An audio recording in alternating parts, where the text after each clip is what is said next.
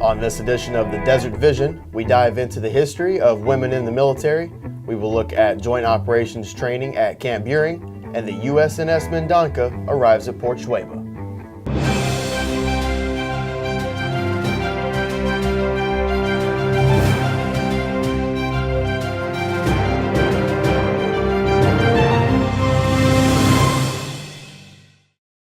Welcome to the Desert Vision, presented by U.S. Army Central. I'm Sergeant David Graves. And I'm Staff Sergeant Heaven Howes. All those stories and more, but first, coming up, we go to Jordan, where a very sharply dressed Sergeant Marty Borton was on hand for a special musical night. You're right about that. There are several bands that are playing today, and at the very end, we'll join as one big band to finish off the evening.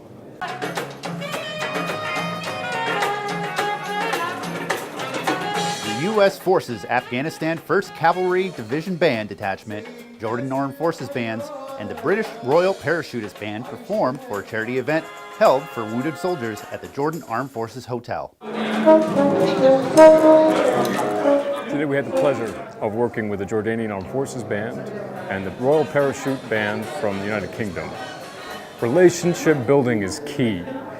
The better relationships we have with our partner nations in the area further enables us as militaries to better execute our missions.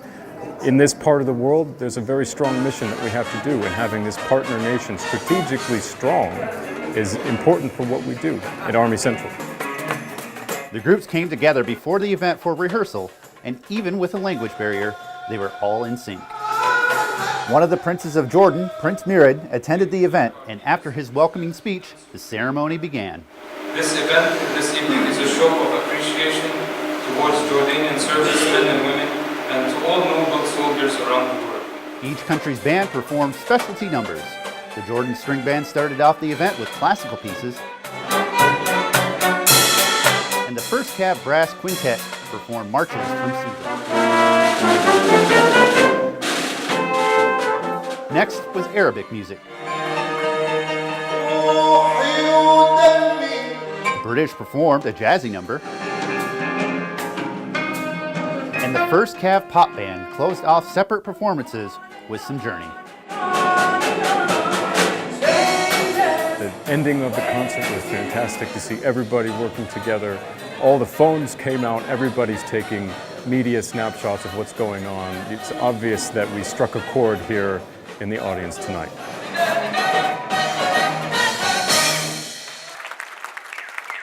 Well, that wraps things up here at the concert. It was certainly a joyous event where everyone came together to celebrate the international language known as music. Back to you. And that performance was held to honor wounded veterans from all 3 countries involved. A handful of National Guard leaders visited Kuwait recently to check on operations from their respected units. Brigadier General Arthur Logan from Hawaii was excited to see how things are coming along. The different states will go visit their units wherever they are here in the Kuwait theater. As always expected, ARCENT and Kuwait do a great job at taking care of soldiers and airmen and basically all the services that come through here. Brigadier General Logan visited with Bravo 777th, an aviation maintenance unit at Camp Buehring, as well as the 151st Security Forces Squadron in Al Jaber. Each leader was here to assess the mission, quality of life, as well as how U.S. ARCENT is taking care of troops. We'll be right back after this.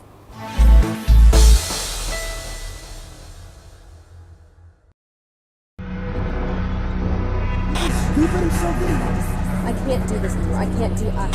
What's wrong with you? It's not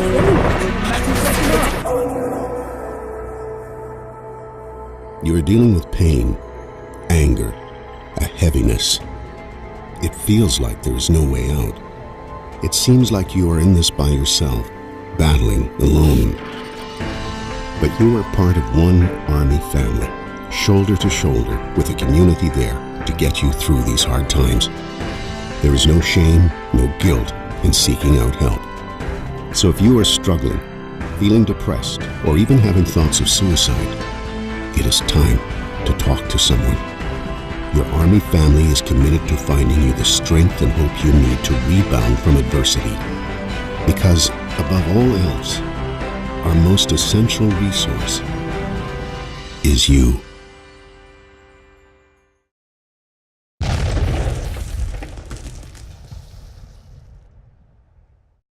Command Sergeant Major Eric Dostie is on the move again, and photojournalist Sergeant Marco Gutierrez was along for the ride.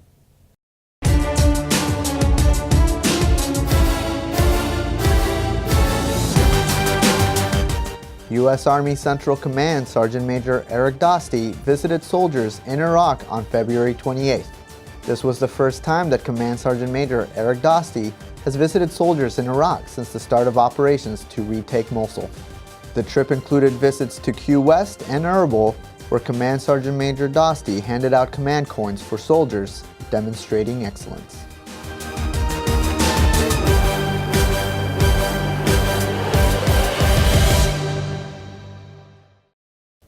And that's Command Sergeant Major Dostie's first official visit back to Iraq since the retaking of Mosul. When people think of March, they think of St. Patrick's Day and the eventual oncoming of spring. For women in the military, it means so much more.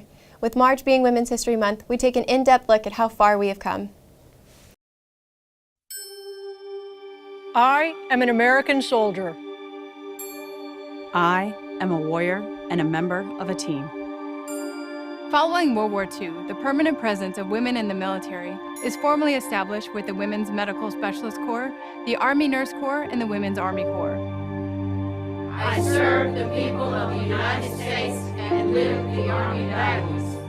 I will always place the mission first. In 1970, the Chief of the Army Nurse Corps and the Director of the Women's Army Corps are the first women to be promoted to Brigadier General.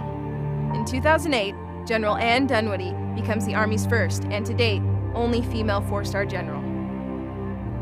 I will never accept defeat. I will never quit. In 1971, the first women are allowed access to all male drill sergeant schools and NCO Academy program. In 2015, Specialist Skylar Anderson is the first woman to graduate as a combat engineer. I will never leave a fallen comrade. I am disciplined, Physically and mentally tough, trained and proficient in my warrior tasks and drills. In 1972, all military occupational specialties are open to women, except those that might require combat training or duty, and the ban on women commanding units that include men is lifted. In 2014, Captain Lauren Glover becomes the first female commander of the all-male United States Army drill team. I always maintain my arms, my equipment, and myself. I am an expert and I am a professional. In 1977, women are integrated into basic training units alongside men. In 1978, the Women's Army Corps is disbanded, and in 1979, enlistment qualifications become the same for men and women. In 2015, First Lieutenant Shay Haber, Captain Kristen Greist, and Major Lisa Jaster became the first women to complete Army Ranger School and earn the Ranger tab. I stand ready to deploy, engage, and destroy the enemies of the United States of America in close combat. In 1980, the first women graduate from the United States Military Academy. In 2015, Lieutenant General West becomes the highest-ranking woman to have graduated West Point, when she is named Surgeon General of the United States Army and Commanding General, U.S. Army Medical Command. I am a guardian of freedom and the American way of life. In 2016, the Army opens all specialties, career fields, and branches to women. The best qualified, regardless of gender, are now afforded the opportunity to serve. We are American soldiers!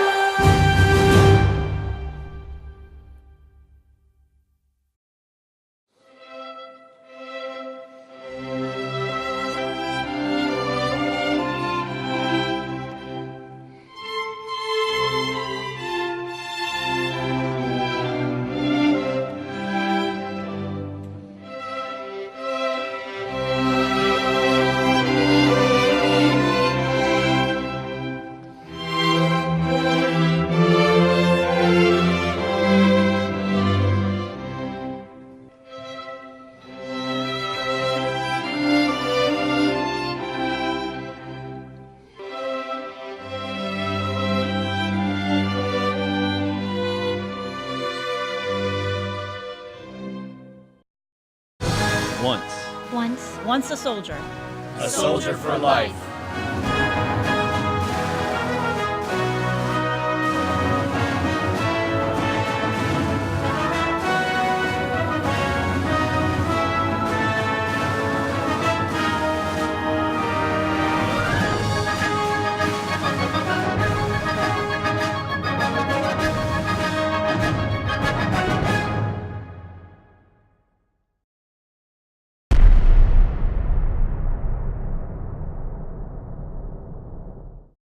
Welcome back to the Desert Vision. Members of the 368th and 207th Engineers provided 4 teams to compete against students at the Land Force Institute at Camp Buring. The half-mile obstacle course was made up of tunnels, high walls, and 4 different water challenges. The Land Force Institute is made up of soldiers from Kuwait, Great Britain, Lebanon, and Bangladesh. The teams had to finish the course with all members of the squad together at the finish line. Each team finished in under 10 minutes. Moving equipment in and out of theater can be a daunting task. Having naval ships like the USNS Mendanka to help carry the load definitely helps. Take a look. The USNS Mendanka clocks in at over 950 feet. The ship is mainly used to move vehicle cargo. The 936th Expeditionary Terminal Operating Element is the first unit of its kind to deploy, and it's their job to ensure all the pieces get to the right spot. They're conducting an ETO operation. Basically, this has never been done before. It's something new. So basically what they're doing, when we have our vessel operations, they're doing vessel and port operations put combined in order to make an ETO operation. You'll notice that the headroom in here is a little lower. The ship is loaded down with equipment ranging from trailers and Humvees up to tanks weighing over 70 tons. After removing over 900 pieces from the ship, the 936th can begin loading it right back up. So this vessel is going to get approximately 1,600 pieces of equipment, big pieces like this. We're going to get it all on the boat, get it all tied down, and then we're going to turn it around in approximately about 4 days. With over 2,500 pieces being moved in less than a week, First Sergeant Adolf Romero is keeping his mind on the big picture. So in order for us to place all of this heavy equipment in one area anywhere in the world, we have to have the marine asset like the Mendanka that can go into any area, whether it's improved or unimproved, and place combat power there at that location. You know, it's still hard to believe just the sheer size of that ship. Really? What's it like on the inside? Spacious? Well, the lower cargo decks are still pretty packed, but the upper decks are really roomy. Wow, amazing. Coming up, we're going to speak with the commander of the 31st Combat Support Hospital right after this.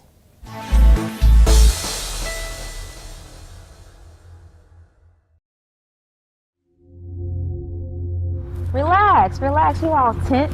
Kind of buff too.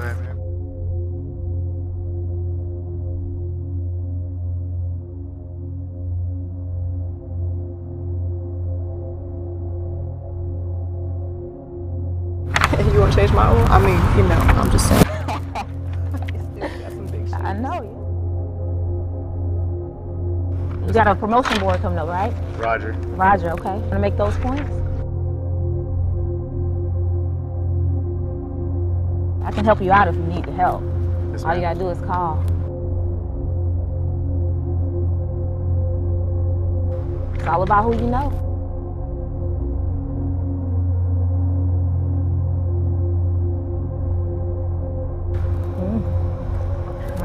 You're like you're scared.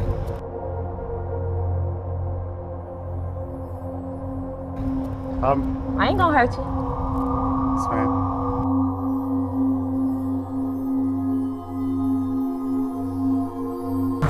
These are peach.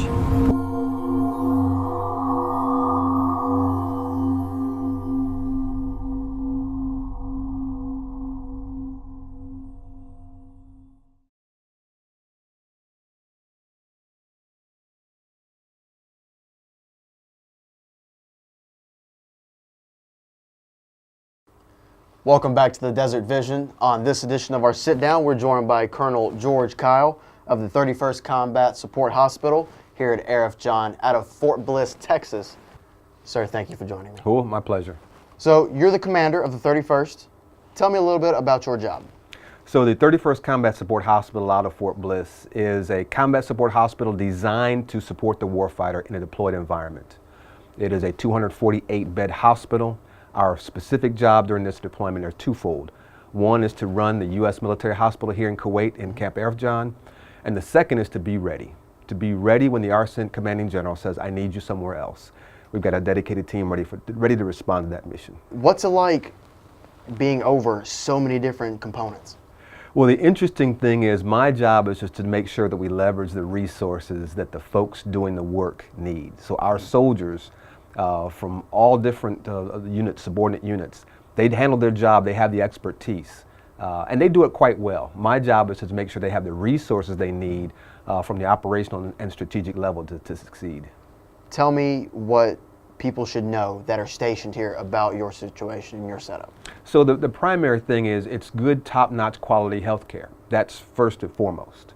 We strive for the same quality and safety standards as a hospital back in wherever home is, be it the United States of America or Canada or Britain. We strive for the same universal standards of quality care and safe care. Beyond that, we bring an element of care to it.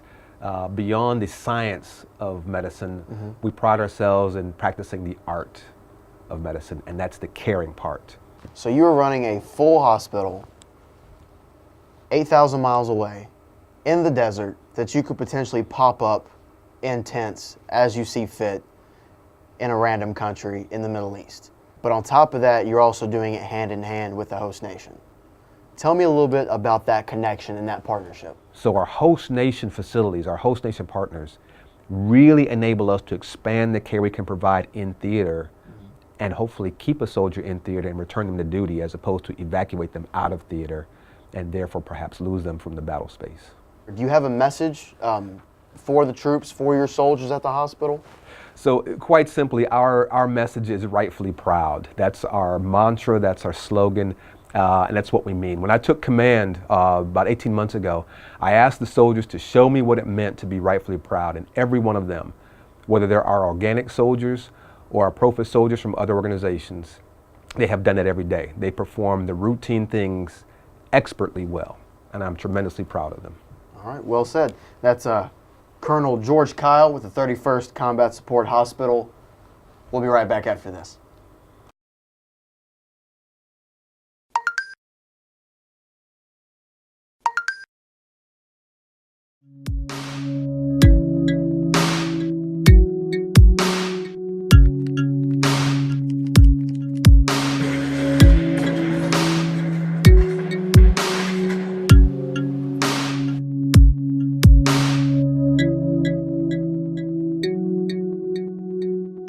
Someone's gonna carry the weight. Don't malinger. We've all heard not to touch the wildlife, but what about those cats on post? Sergeant Marty Borton tells us they're here for a special mission. Wonder why we have cats living on the installation? They are part of the Area Support Group Kuwait's Trap and Release program. The TNR program is a program where cats are trapped by pest management. They're presented to the veterinary facility to be examined and deemed acceptable or healthy enough to enter back into the general cat population. The vets test for viruses, implant a microchip, clip an ear, and spay or neuter the animal if they are deemed fit for the program. Just made the skin incision. It's the initial incision. Trying to stay away from her vessels. We'll get a lot of bleeding. They're very beneficial to ASG Kuwait and ARCENT's mission, but I do stress you should not touch these animals, even if the left ear is tipped. They're still not safe to touch. These animals, they do have a mission. They're left here and they're here to help us control the pest population and to keep other cats from migrating in. For U.S. Army Central, I'm Army Sergeant Marty Borton. So that means if you feed those cats, they'll be less effective hunters. So I should probably stop bringing them to-go containers from the chow hall then, huh? Yes, I would say so. That's it for this edition of the Desert Vision. For all these stories and more, check out our Facebook page at facebook.com/US Army Central. For U.S. Army Central, I'm Staff Sergeant Heaven House. And I'm Sergeant David Graves. Thank you for watching.